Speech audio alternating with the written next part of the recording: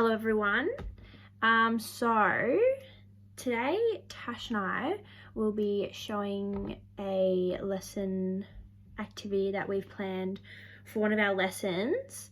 So it's based on the water cycle, but the main topic is nutrient cycles, but we're just going to assume that students have already learned a bit about the nutrient cycles. They've already had previous lessons on it. And then they're branching off into the different types of water nutrient cycles, and they're heading into the water cycle. So the main concept behind this lesson is the nutrient cycles, obviously I just said. So this would be a lesson that branches as one of the main types, which is the water cycle. So to start off, it's important to know what the nutrient cycle is. So the nutrient cycle is a system of energy and matter that is transferred between living organisms and non-living parts of the environment. So plants and animals, amongst soil, elements, nutrients, that kind of thing. So the main example of this can be seen in the decomposition of plants and animals. When animals eat from the earth, like they eat plants, they're gaining nutrients from those plants, to which they will be putting back into the earth when they die. Their bodies will become the nutrients for the soil, which the soil is the home of the plants, and the plants, they get eaten again, and the cycle keeps going on and on. So it's a cycle of giving and taking from the earth and the living things. Another example of the nutrient cycle can be seen in forests. So where there are different macro and micronutrient elements that are cycled constantly, so not the living and like the animal and plants example just before, but these are the more of the elements. So hydrogen, nitrogen, oxygen are the main ones, and this is where the water cycle is linked. So that's the connection there. So for this lesson, obviously you have to know what the water cycle is. So the water cycle is the continuous movement of water within the earth and the atmosphere. So the cycle is broken down into multiple stages. It's actually quite a complex process, but just for the purpose of this lesson, the students will only be learning about 3 of the stages. So the evaporation, the condensation, and the precipitation stages. So they'll be learning about what those stages are. So evaporation is the process of the liquid, being water, being vaporized by the sun. This can be seen in rivers and lakes, especially in dry seasons, where the water levels of these environments become much lower than how they might be in colder, wet seasons. So obviously when it's warmer, the sun's out, soaking up all that water vapor. And the next phase happens, which is condensation. So that's when the water vapor come together and they are compressed to form clouds, which is what you see in the sky. And after these clouds become full, too much water vapor, they have to precipitate, which we know as rain, which the rain comes back down to the earth and the cycle starts again. Obviously there's a lot more phases that happen in between there, but again, for the purpose of this lesson, they'll only be learning about the 3. So yeah, the main activity for this lesson that we'll be demonstrating later is a mini water cycle where the students will be able to see those different processes happening in their experiment. So how can this activity support students beyond the primary setting?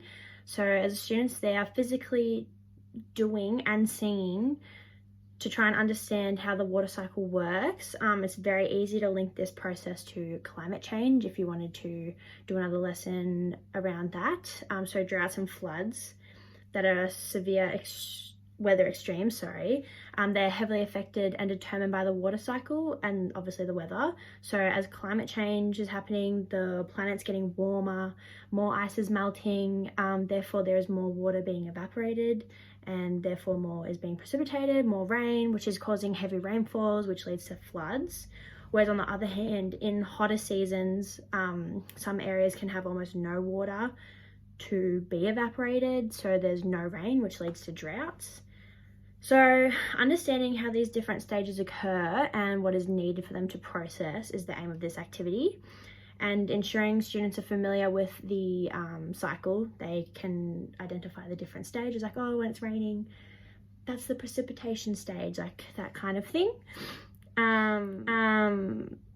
So they can see it and understand why these phenomena happen, whether it be on a large scale such as floods or droughts, or smaller scale, what they see in their everyday lives. For example, where does a puddle go? Where does rain come from? Or maybe they have rainwater tanks at home. How are they filling up? How can they filter that water to use safely? So to start the lesson, the introduction of the lesson, students will be watching a short YouTube video on the water cycle. It will show the different stages, so the 3 that we said. Little fun little video just to get them into the water cycle mood. And then the teacher will obviously have an open discussion with the class. They'll talk about maybe if they already knew something about the water cycle before they watch the video, something they may have learnt. Maybe they have questions about it, just to get them thinking before they do the activity. So the learning intentions for this lesson will be, today we will learn about a water cycle and be able to create our very own. And the success criteria is, I am successful when I can name the different stages of the water cycle, and I will be able to build my own water cycle, which is the main activity for the lesson, which Tash will be putting together in the next lot of clips. So yeah. Just like any task that we do within the classroom, we need to ensure that the students are safe. Their safety is our main priority. This is especially important when conducting experiments.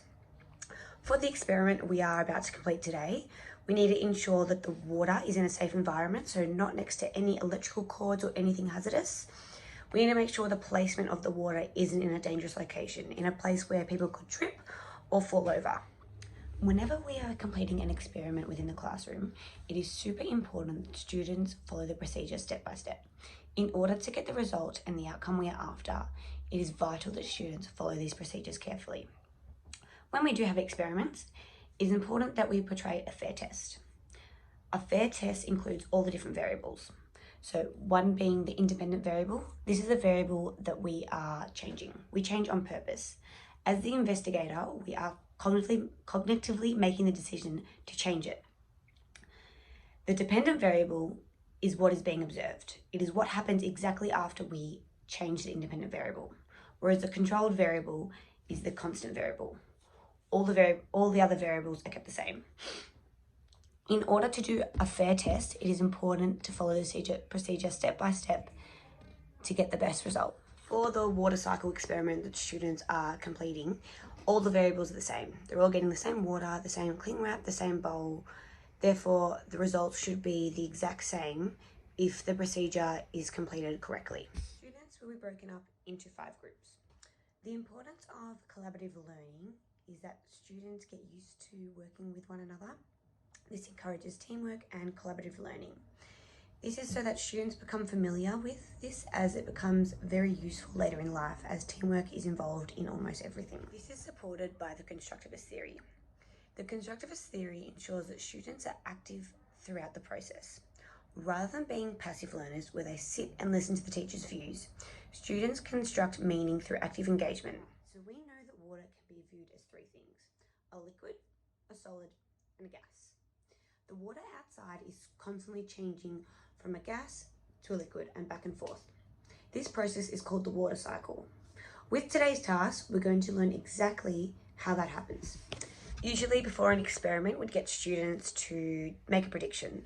So they're going to guess what will happen. What do they think is going to happen in this experiment? What will be the result? So for today's experiment, we're going to show how the water cycle actually works. What we need is a large bowl. We need a bucket or something to pour the water in. We need water itself, got here. A mug, a long piece of string, so it could be like elastic band, string. I've got some elastic string here, and Glad wrap.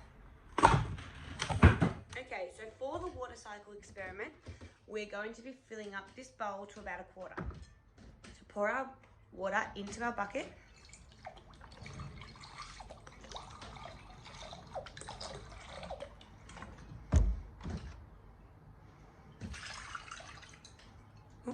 I need a bit more. Ensuring that students are engaged while you are performing this experiment is super important, as they are going to be doing this task themselves, making sure they're listening. Asking questions, open-ended discussions can ensure their participation. Okay, perfect.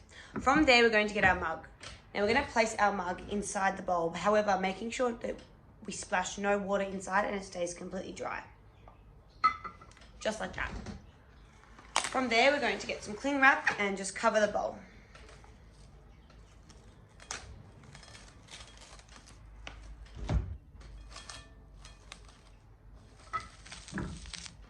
Get one more piece.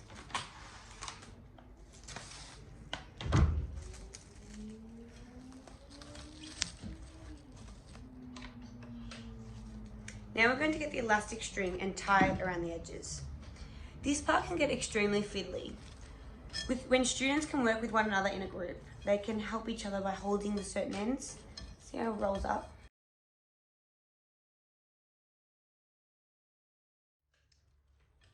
Ensuring that we can tie this is the hardest part.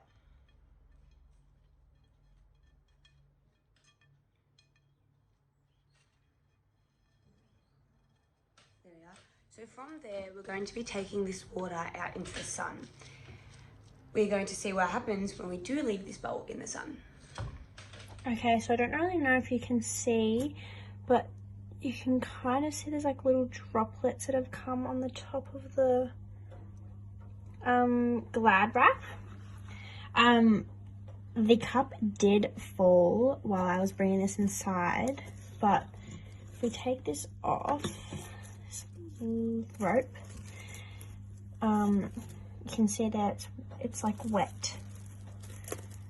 So, and it's very hot, like it's really warm on the inside. So the students will be able to see, they take off their Glad wrap, the droplets and everything on the Glad wrap. So really good. So yeah, before this fell, there was some water in the cup. So what's happened is the droplets have fallen from the top of the Glad wrap and into the cup, and that shows the cycle. So the water had evaporated, and because it didn't have anywhere to go, it stayed on top of the Glad wrap, and then it precipitated back into the earth, what is the cup, and I'm sure if we left it out longer, it would have kept going, because there was nowhere for the water to go. So I just had to keep repeating the cycle. After the students have seen the results of their experiment, obviously they'd be brought back inside with their experiment, and they'd have an open discussion. They would ask questions. The teacher would clarify, okay, so where can we see this process happening, those kinds of things, discussing what's happened, and then they would pack up their equipment, put it away, and ready for the next lesson. So that was really sitting outside for about an hour. So this would go over the period of lunchtime. And yeah, when they come back in, they can see what I just showed you. It is our role to cater for all our students. Every student's needs need to be met. This could include having diverse learners. Every classroom may face this. For our example today, we're going to be talking about having a diverse learner that is an EALD student, meaning their first language is not English. This can be super difficult for not only the student, but also the teacher to communicate with the student. In order for the student to perform at their best capability, focusing on an approach of what the student can do rather than what the student can't do.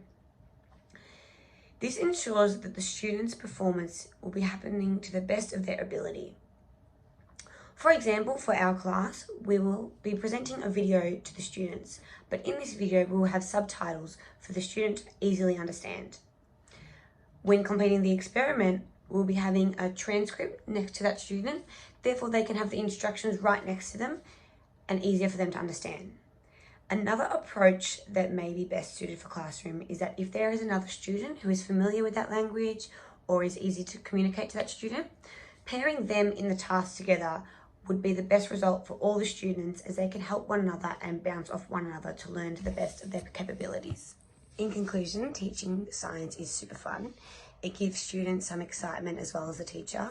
Making predictions, going over the science topics, and just doing the experiment overall is just super engaging for everyone. Zoe and I can't wait to teach science within our classroom.